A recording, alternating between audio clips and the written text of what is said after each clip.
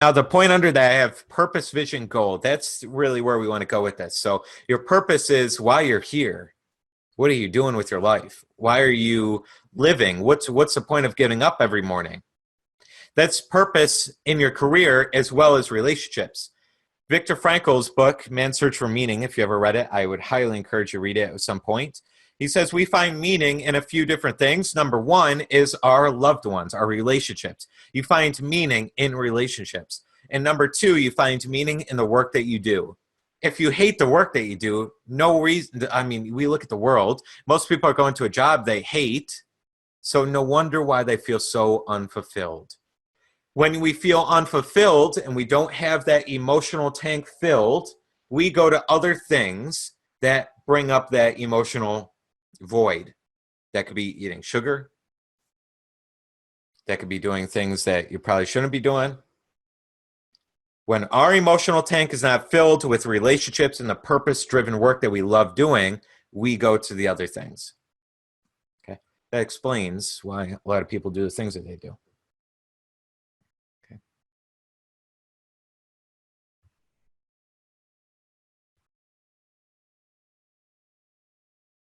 Okay, see a few more coming through. So really thinking about this. Hopefully you're taking a lot of notes. Okay. Jim and Lorraine again, moving into our dream log home in the mountains with at least 100 to 200 acres for the kids to ride motorcycles.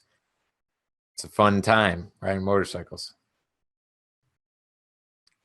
Liz, I see yours as well. Love it.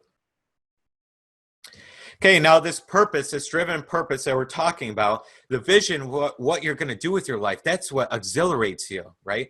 I have this little map out for myself. I know exactly where I'm going vision-wise. I know what's going to happen in the next 6 months. I'm dominant about it. I know I have the intention set.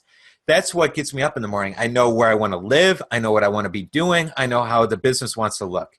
I got it all mapped out, and I have that clear vision so that when I wake up in the morning, I'm boom, I know exactly where I'm going. The goal is a bite-sized chunk out of that vision. It's what I'm acting on today. It's scary. It's exciting. I've never done it before. It's a way higher level.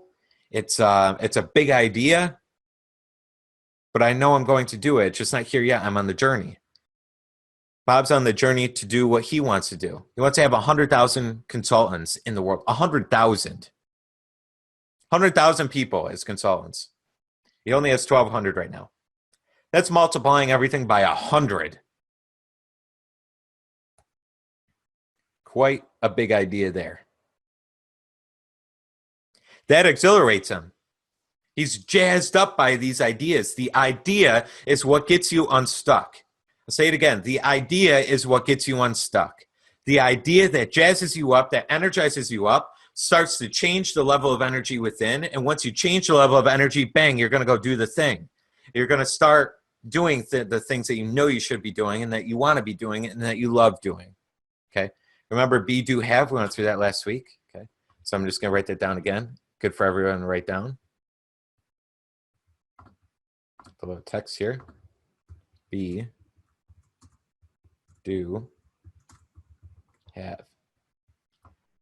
Start being the person you want to be and doing the things that you love, and the more of the things that you want will come. If we're stuck, it's almost always a replica of the opposite. So I'm going to write stuck equals trying to have, then doing in order to be happy, in order to be unstuck, in order to feel better about ourselves, in order to be happier. Okay. We're trying to have the money. We're trying to have the income. We're trying to have the ideas. We're trying to have these things first in order to do the things that we want to do, in order to be happier, in order to be more fulfilled. It's always the opposite. That will keep us stuck in that little formula as well. And last little piece here, I put it more in bold. Don't create a goal, but instead create an emotional pull that energizes you and fires you up. It's an emotional pull. It's a vibration that's pulling you almost, if you can imagine that.